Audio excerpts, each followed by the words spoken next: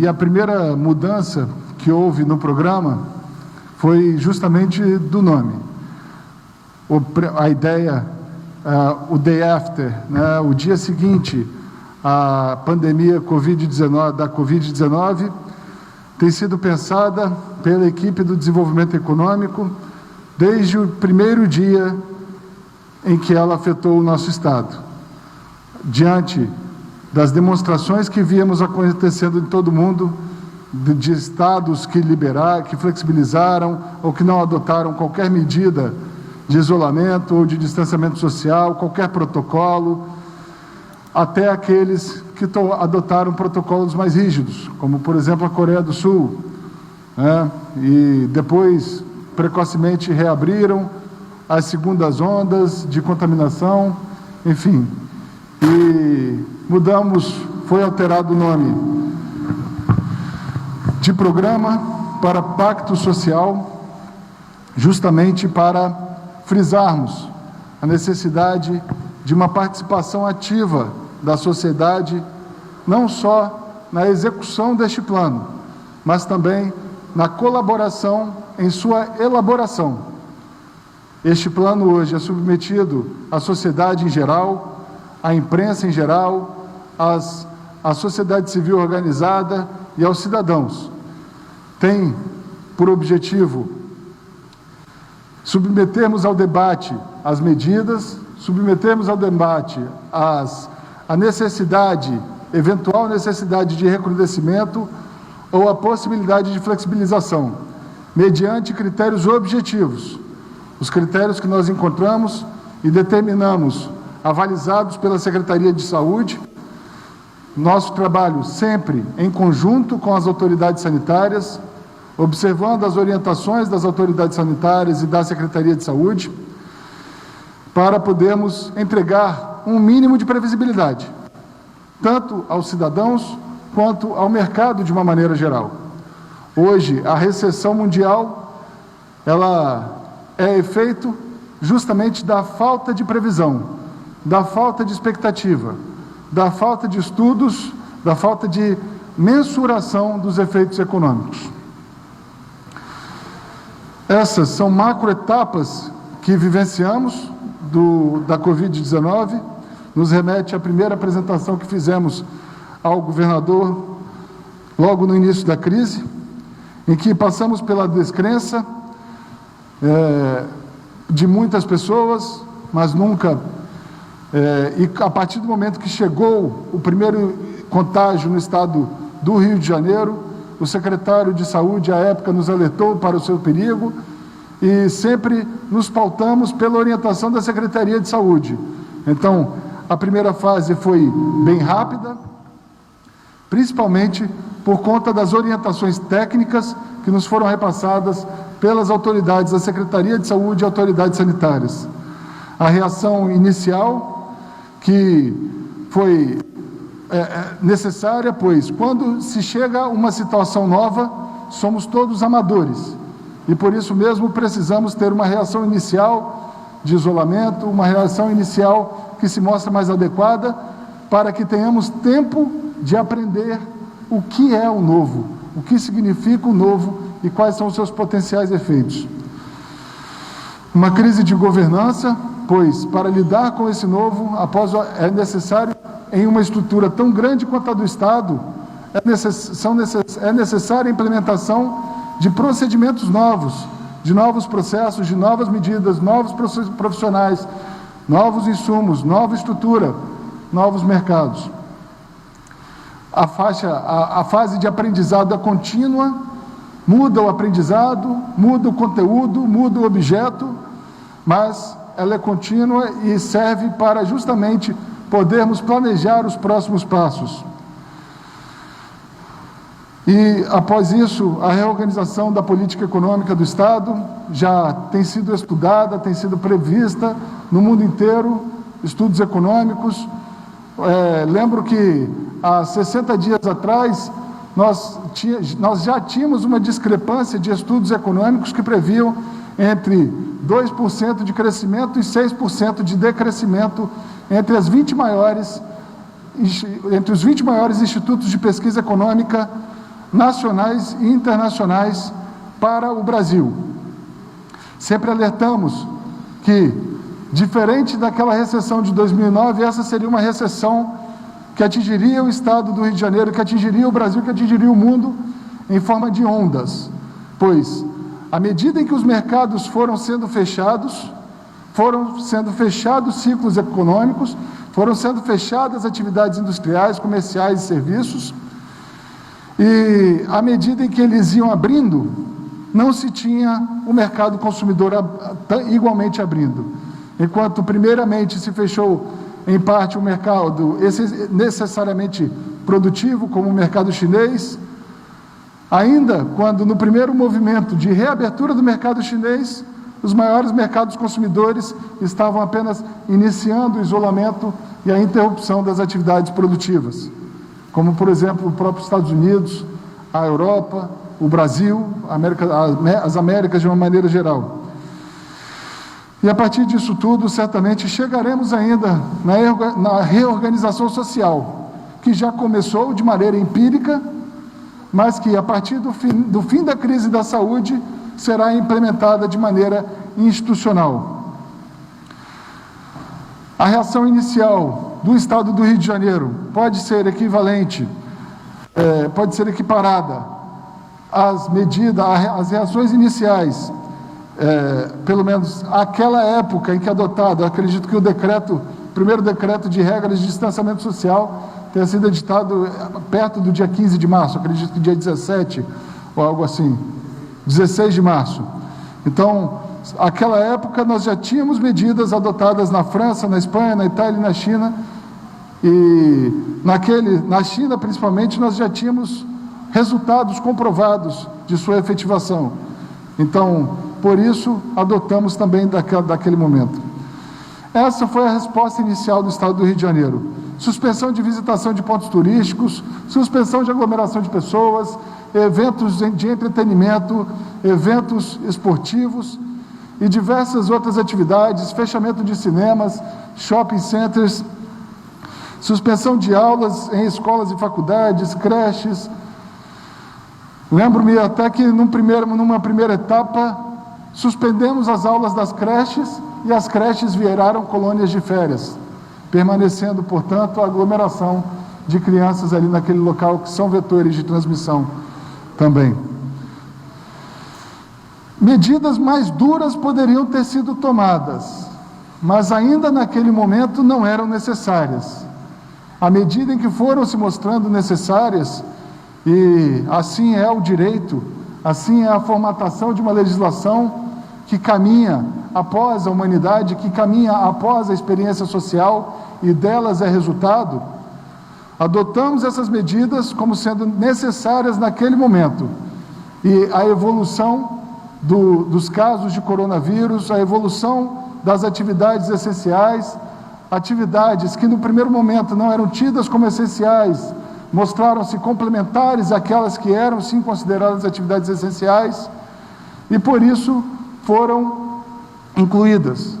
E outras atividades que a sua essencialidade, de maneira que com a evolução da crise, da pandemia, do Covid-19, mostraram-se, na verdade, não tão essenciais assim, e que, na verdade, precisavam ser suspensas, o que ocasionou o recrudescimento das regras em algum momento e a suspensão de outras atividades que, no primeiro momento, eram tidas como essenciais. Tivemos diversos problemas e enfrentamos ainda hoje diversos problemas, principalmente no transporte público, no sistema de metrôs e de trens, que, apesar de todos os esforços da AGETRANSP, apesar de todos os esforços das próprias empresas de transporte que têm agido com sistemas de higienização, com procedimentos adequados para o combate e a eliminação do número máximo de vírus, com rotinas mais específicas, mas que se moldam dia a dia. Como resolvê-los? Como evitar aglomerações? Como evitar filas dentro e fora dos ônibus, dentro e fora dos trens e metrôs do nosso estado? A estratégia de curto prazo, diante das novas regras de distanciamento social impostas, eram principalmente necessárias para que o colapso do sistema de saúde, que já era esperado, pois aconteceu no mundo inteiro a saúde colapsou, no mundo inteiro faltaram respiradores, no mundo inteiro faltaram leitos, faltaram CTIs, faltou enfermagem, faltaram profissionais da saúde, no mundo inteiro faltaram monitores multiparamétricos, faltou álcool gel em algum determinado momento em que a demanda cresceu exponencialmente e a oferta nem tanto. Reaparelhamos algumas indústrias do estado do Rio de Janeiro. A Ambev iniciou a produção de álcool em gel, que mais tarde foi envasada em outro lugar e foi distribuída aos hospitais. Recebemos doações de empresas do ramo de energia, movimentamos doações de diversos segmentos para auxílio tanto à população carente, que foi a mais gravemente atingida pelos efeitos já sofridos na economia fluminense, quanto para os profissionais da saúde, para os insumos que suprem o nosso sistema de saúde. Isso tudo fez parte da nossa curva de aprendizado, do recrutamento de profissionais da saúde, dada a necessidade de novos integrantes, dada a necessidade de novos enfermeiros, médicos, fisioterapeutas e outros profissionais para a operacionalização do tratamento dessa doença. Pois o colapso do sistema de saúde não mata apenas pacientes acometidos pela Covid-19, mata pacientes cancerígenos, mata acidentados no trânsito, lógico, hoje mais reduzidos, mas naquele primeiro momento ainda tínhamos um número de acidentes de trânsito relevantes, mata acidentados que estão em casa e se acidentam e procuram atendimento hospitalar e não conseguem porque os leitos já estão ocupados com outros pacientes. Então a quarentena foi imprescindível para a estrutura, para o aprendizado de todos nós, como integrantes de uma sociedade. Foi necessário para o recrutamento. Lembro que em apenas 4 dias em que disponível no portal, o portal que convocou, o portal da Secretaria de Saúde que convocou os profissionais da saúde a trabalhar voluntariamente no combate à Covid-19, em 4 dias tinha cerca de 15 ou 20 mil inscritos, já dispostos a atuar no fronte de batalha dessa crise que acomete o mundo. A infraestrutura pensada com a inauguração de 9 hospitais de campanha, 8 hospitais de campanha. Já inauguramos parcela do hospital de campanha do Maracanã e existem outros ainda a serem entregues. O que nos dá um horizonte, nos dá uma perspectiva de futuro a ser observada, tanto para apontar a possibilidade de flexibilização, quanto de recrudescimento, que é o número de leitos disponível. Precisamos entender a rotatividade dos leitos. Quantos leitos nós temos disponível, quantos leitos podem ser ocupados por pacientes com Covid-19, qual é o tratamento, qual é o tempo médio que um paciente com Covid-19 ocupa um leito de enfermaria, quanto tempo médio ele ocupa um leito de CTI, e para termos uma previsibilidade, para apontarmos os índices necessários para entendimento sobre a necessidade de recrudescimento ou a possibilidade de flexibilização das normas. E agora vamos apresentar, em conjunto com o meu subsecretário Guilherme Mercedes, não uma data específica, mas sim critérios objetivos, que uma vez observados pela sociedade, uma vez mensurados pelos estudos, pelas estatísticas, possibilitarão a flexibilização ou indicarão a necessidade de recrudescimento das normas. Estamos otimistas, não acreditamos que não será necessário o recrudescimento das normas, porém, a observância desses critérios que serão apresentados é imprescindível para o apontamento da medida a ser tomada. Tivemos experiências internacionais, como disse no começo, E no momento em que a retomada, a flexibilização das regras tomou voga no ambiente nacional, nossa equipe da Secretaria de Desenvolvimento Econômico ainda apontamos que não era o momento, ainda não tínhamos atingido o pico da curva, ainda não tínhamos a infraestrutura necessária para combater o colapso do sistema de saúde público e privado, porque os hospitais privados também estão perto de colapsar. Então, debatemos, continuamos elaborando o plano, trabalhando, com base em quais critérios vamos apontar para a flexibilização das regras de distanciamento social, com base em quais critérios empregaremos, ainda que uma pequena margem, mas alguma margem de previsibilidade para o mercado, para a sociedade em geral, para os profissionais que desejam retornar ao trabalho, para os microempreendedores individuais, para as empresas, para as indústrias. Qual é a margem? Qual é o critério? Para onde a sociedade deve olhar para entender se está ou não está chegando o momento da flexibilização das regras de distanciamento ou isolamento social. Existiram casos internacionais em que a flexibilização das normas foi feita de maneira precoce e exigiu o recrudescimento das regras de distanciamento social. As economias em desenvolvimento certamente suportam menos tempo em distanciamento social, certamente suportam menos tempo de interrupção das suas atividades produtivas. Porém, nós enfrentaremos o tempo que for necessário, pois, se flexibilizadas as regras precocemente, a necessidade de recrudescimento prejudicará ainda mais as nossas expectativas, prejudicará ainda mais os índices de combate à recessão da economia, prejudicará ainda mais a retomada econômica depois que a segunda onda vier. A Coreia do Sul sofreu isso, alguns países na Ásia sofreram isso, Hong Kong, Taiwan.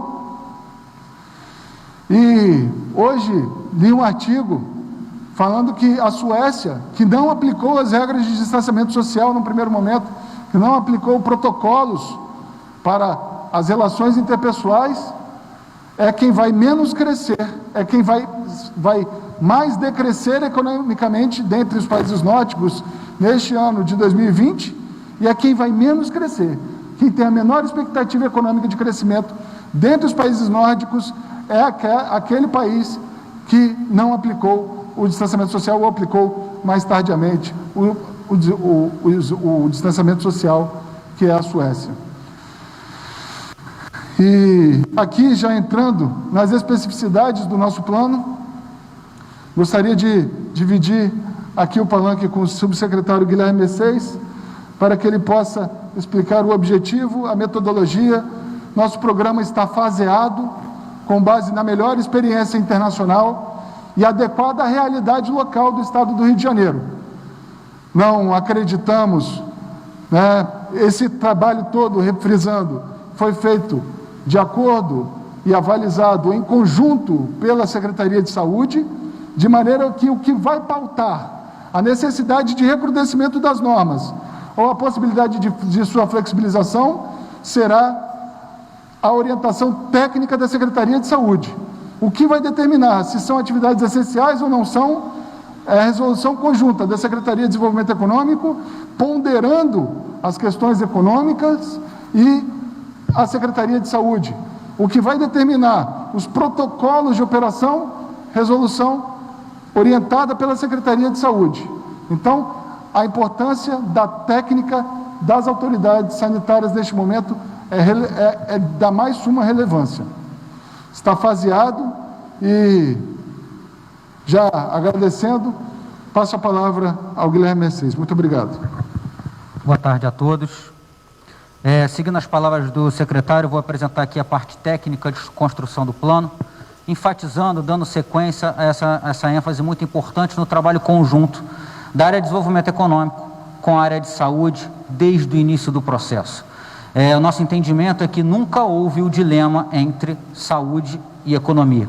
E a gente sabia que se a gente escolhesse pela economia, a gente ia ter a recessão, que já estava contratada, e uma população doente muito mais doentes do que a gente já está vendo pelo mundo. Então, esse dilema entre saúde e economia, a gente nunca acreditou nele. A gente acreditou que sim, economia e saúde deveriam andar juntos. Por isso que o secretário enfatiza que todos os parâmetros considerados aqui no nosso plano foram aqueles discutidos com a área técnica de saúde, tanto para a utilização de leitos quanto para a definição de protocolos. A partir dessa conversa da saúde, das diretrizes sanitárias, aí sim, conversamos com todos os setores, mantendo o diálogo que foi feito desde o início também de todo o combate à Covid, com todas as representações empresariais aqui nesse mesmo local, discutindo as restrições. Nós também, com base nos protocolos da Secretaria de Saúde, discutimos com todas as lideranças empresariais esses protocolos de funcionamento. Então, o objetivo do plano é, de fato, a gente conseguir ter uma certa previsibilidade e estabelecer critérios objetivos e que a sociedade, como um todo, possa acompanhar e a gente ter uma previsibilidade na tomada de decisão. São 3 os pilares básicos do plano. As orientações de comportamento, e aí nós estamos falando de boas práticas de forma geral, desde a frequência a locais públicos de lazer e etc., aglomerações, os protocolos de operação, ou seja, aquilo que diz respeito às infraestruturas e os processos necessários da sociedade, do mercado de trabalho e do próprio governo para lidar com essa nova realidade da Covid. E, acima de tudo, eu acho que aqui está o grande diferencial, a gente fez questão de estudar muito dos planos, criar gatilhos com definições prévias para dar consistência e previsibilidade a essa expectativa de retomada da economia, de novo, sempre condicionada às diretrizes de saúde. No que diz respeito às orientações de comportamento, a gente tem basicamente 2 orientações de comportamento, 2 linhas de orientações de comportamento dentro do nosso plano. Uma relacionada ao ambiente social, que são as boas práticas da vida social de forma geral, como isolamento dos grupos de risco e efetivamente o convívio social de forma geral, e aqueles direcionamentos para o espaço de trabalho, seja para como funcionam as reuniões, seja para a reorganização das estações de trabalho, seja para o modo de utilização dos transportes públicos, ou seja, protocolos de operação em ambiente de trabalho focados especificamente nos trabalhadores e discutidos em exaustão com os setores envolvidos, né? No que diz respeito aos protocolos de operação, nós temos 3 grandes pilares.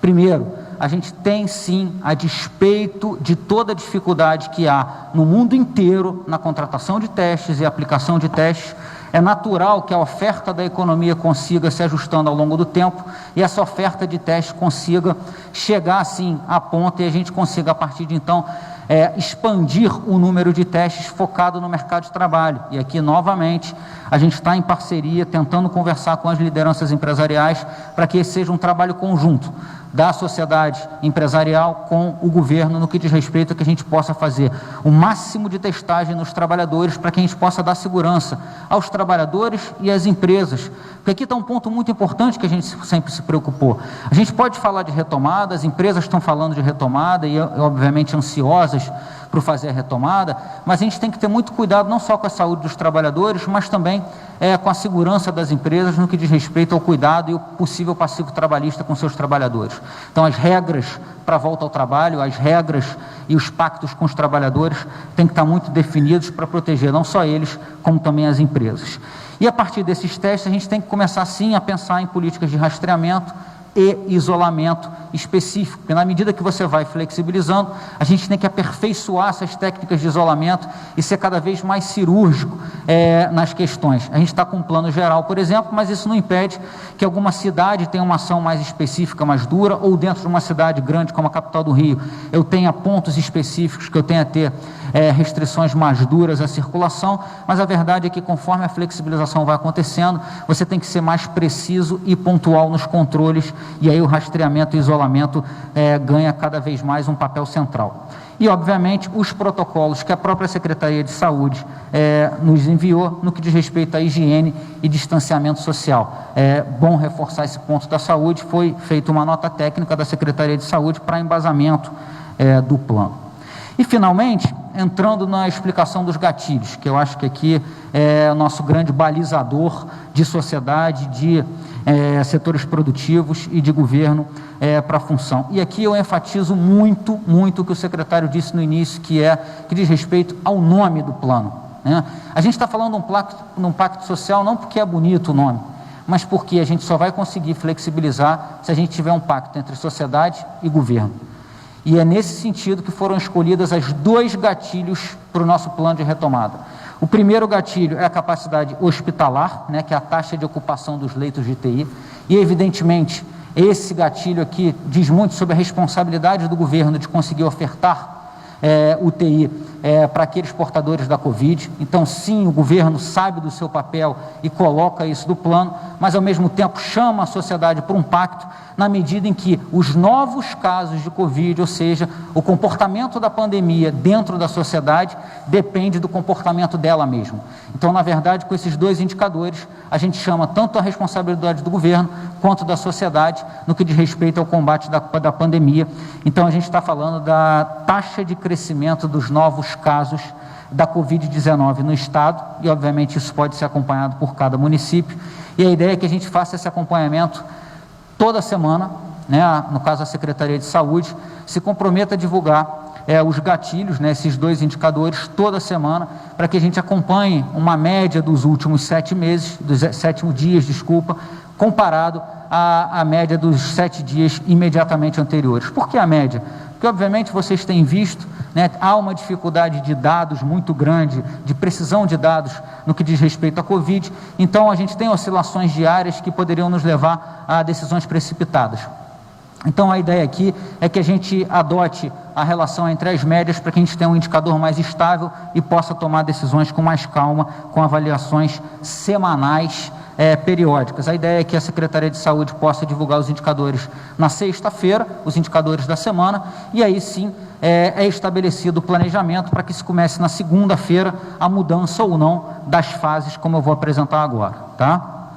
Ou seja, cada indicador, cada gatilho libera uma fase, e essa fase ela é definida em normatização a partir de decretos ou resoluções, como o secretário explicou e como está sendo feito desde o início. A gente solta decretos para determinações gerais e as resoluções especificam questões detalhadas de algum decreto. Então a gente está falando basicamente de 3 fases de retorno, né? A gente está chamando de bandeira, essa foi uma sugestão inclusive da Secretaria de Saúde, dos seus grupos de especialistas, né? Então são 3 bandeiras: a bandeira vermelha, a bandeira amarela e a bandeira verde. A bandeira vermelha, grosso modo, é a bandeira que a gente se encontra hoje, as normas hoje vigentes nos decretos do Estado, que particularmente o decreto atual está vigente até o dia 31. A gente está falando de aí como gatilho que a taxa de ocupação dos leitos seja superior ou perto a 90% da capacidade hospitalar do Estado, né? Reparem que a gente passaria para a bandeira amarela de flexibilização se a taxa de utilização dos leitos descesse abaixo de 90%, mas eu teria que também ter uma outra condicionante, qual é? Que a taxa de crescimento dos casos esteja negativo. Isso é muito importante, o secretário enfatizou aqui as experiências internacionais, e toda a ciência e toda a experiência empírica foi que as medidas de flexibilização só começavam quando a curva embicava para baixo. Então, além da gente ter espaço no sistema de saúde, a gente precisa que a curva esteja embicada para baixo. Por quê? As experiências mostraram que toda vez que houve flexibilização, a pandemia avançou. Então, a gente precisa ter a curva para baixo, um certo espaço para manobra, para a gente adequar o comportamento. E nesse ponto, eu chamo a atenção na apresentação que existe uma seta aqui embaixo que diz não só em flexibilização, mas a gente está, sim, avaliando as condições de saúde para que seja o caso de recuo, a gente sim faça o recuo e retorne às bandeiras anteriores, caso haja um recrudescimento da pandemia. E o fim, que seria a bandeira verde, uma volta à normalização, ao novo normal, que está sendo a expressão utilizada por todos, a gente só conseguiria fazer isso com uma utilização de leitos abaixo de 70% e com a taxa caindo. Eu vou abrir mais especificamente aqui para a gente pensar nas possibilidades e conseguir construir aqui os possíveis cenários, né? Eu coloco aqui na primeira coluna a taxa de ocupação dos leitos, na segunda a taxa de crescimento de novos casos, as fases de retorno, né, as bandeiras, e como é que a gente se encontra em relação aos cenários relacionados a esses dois indicadores. Portanto, como eu havia dito, superior a 90%, a gente sempre vai ter a bandeira vermelha, né? Ou a gente tem um cenário de necessário isolamento social, ou muito pouco espaço para manobra. A gente pode até descer do 90%, mas se a curva estiver subindo, significa que o risco ainda está elevado e a bandeira vermelha continua. E aí a gente só vai ter a bandeira amarela quando os indicadores de TI tiverem, a utilização de TI tiver abaixo de 90% e com a curva apontando para baixo, ou seja, desaceleração da pandemia, o que significa que a gente vai começar a flexibilizar quando a gente tiver certeza de que a gente está no caminho certo, ou seja, que a doença está recuando e, portanto, por isso, a gente pode flexibilizar e dar um passo adiante na economia. Se a gente dá essa flexibilização com a utilização de capacidade instalada mais frouxa e ela volta a subir, a gente também não pode descuidar, por isso que a gente mantém a bandeira amarela. A bandeira verde só viria quando a gente tivesse com a utilização de TIs abaixo de 70% e com a curva descendente, ou seja, a gente teria espaço físico, infraestrutura na saúde e uma aceleração da doença que deixou de nos incomodar principalmente. Então a gente pode sim pensar em voltar à normalidade. E como eu disse, enfatizando de novo, a ideia é que a gente tenha essa avaliação por parte da Secretaria de Saúde todas as sextas-feiras, fechando a semana, de preferência no final do dia, para que a gente possa desenhar, obviamente as legislações já estão desenhadas, mas que a gente possa publicar as devidas legislações referentes a cada uma das fases. Eu vou explicar um pouquinho a diferença entre essas bandeiras de forma geral. Quando os senhores e as senhoras receberem o material, vocês vão ver que em cada bandeira a gente tem protocolos específicos para cada um dos setores. Então eu vou tratar do comércio, das agências bancárias, de teatros, de shoppings, de academia. Tudo foi feito de forma muito detalhada, em parceria com os setores, definindo protocolos. Eu não vou passar por todos eles, porque são um para cada bandeira e vocês vão ver que eles vão flexibilizando à toa. A ideia aqui nesses próximos 2 slides é a gente falar um pouco das principais diferenças entre essas bandeiras. Então, o que a gente tem na bandeira vermelha, uma bandeira de restrição, que é basicamente o que a gente está hoje? Uma circulação de pessoas e veículos somente como necessário, é o que a gente chama das atividades essenciais, seja você ir ao supermercado, necessidade de ir ao médico ou uma farmácia.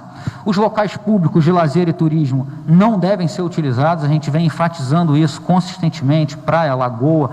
É importante que a gente deixe espaço para aquelas pessoas que efetivamente precisam trabalhar, né? O não isolamento por conta de lazer é prejudicial à própria economia e ao retorno ao trabalho. Então é importante que as atividades de lazer sejam restritas e a gente deixe funcionar apenas aquelas atividades econômicas que a gente consegue manter gerando emprego e renda.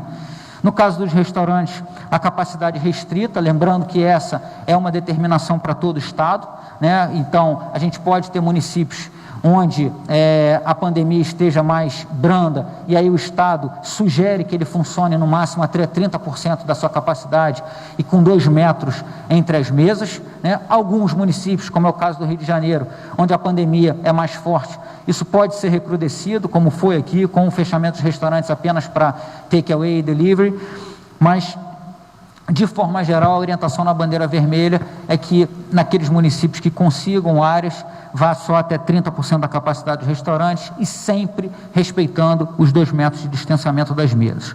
No que diz respeito a transporte público intermunicipal entre a região metropolitana e a capital, e o interior e a capital apenas para atividades essenciais. Lembro, secretário, que essa foi uma decisão que a gente tomou logo no início da pandemia, porque a saúde identificava a capital e a região metropolitana como o epicentro da pandemia e o interior ainda estava preservado. E, ao mesmo tempo, a gente tem mais da metade ou em torno de metade da economia do Estado também no interior. Então, a ideia foi a gente criar a restrição de circulação da capital e da região metropolitana para o interior de forma a retardar a contaminação do interior e, com isso, preservar não só a saúde, mas também a economia do interior do Estado. E, de fato, a gente vê que essa estratégia deu certo, em parte, na medida em que só agora a gente teve todos os municípios do Rio com Covid-19. Ou seja, essa estratégia, de fato, retardou a chegada ao interior e permitiu que aquela economia do interior, muito forte, principalmente na parte industrial, continuasse operando. Em termos de economia, né, hoje, como sabemos, temos aulas, eventos, academias, shoppings como atividades suspensas e uso de máscara obrigatório para todos, inclusive para aqueles que estão falando no microfone, tentando se expressar numa coletiva de imprensa. Olhando para a bandeira amarela, o que seria essa primeira flexibilização, né? Uma circulação e aglomerações devem ser evitadas, mas não ficam restritas só às necessidades. Os locais públicos de lazer e turismo continuam fechados, não devem ser utilizados. Os restaurantes, a gente permitiria que a capacidade aumentasse de 30% para 50%, mas sempre na tentativa de manter o distanciamento de 2 metros entre as mesas, que é a recomendação da saúde para evitar o contágio.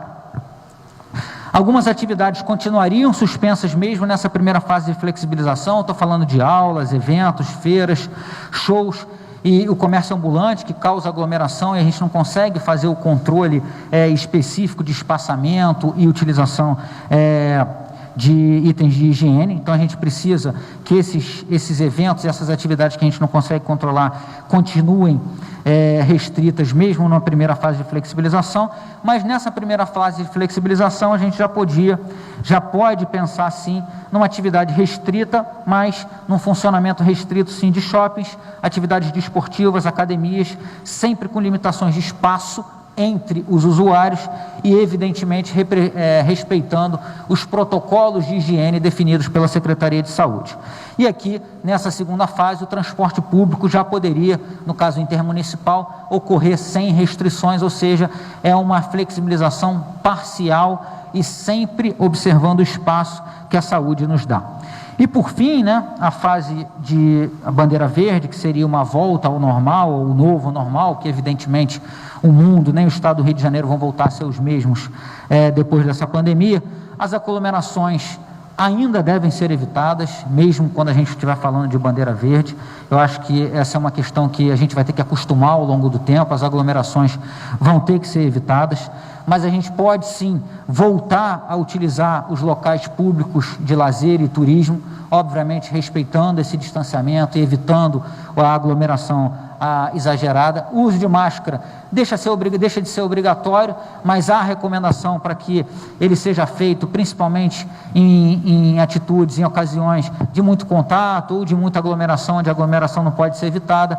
É o ideal, a gente recomenda que o uso de máscara seja feito, mas ele deixa de ser obrigatório, ou seja, deixa de ser determinado por decreto ou qualquer outra normativa.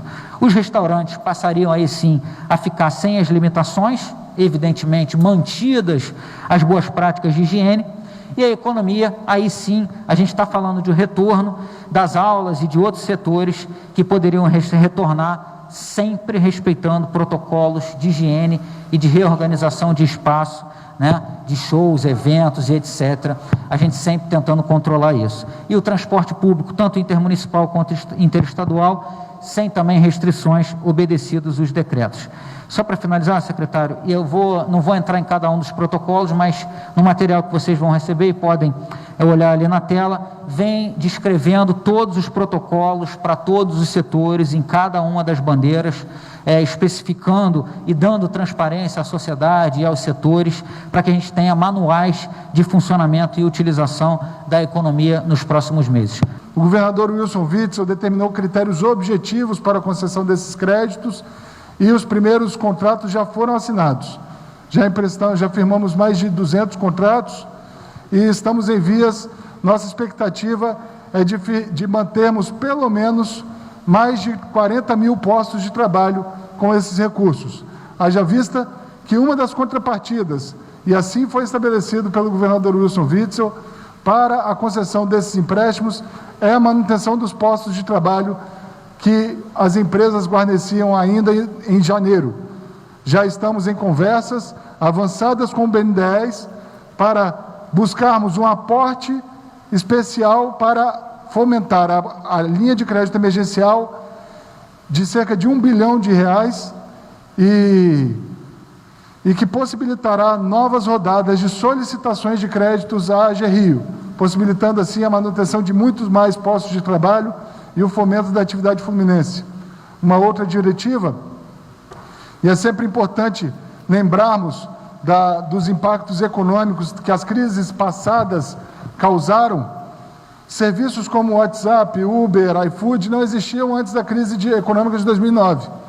2008 e 2009, e principalmente a criptomoeda, que inaugurou um novo mercado financeiro no mundo.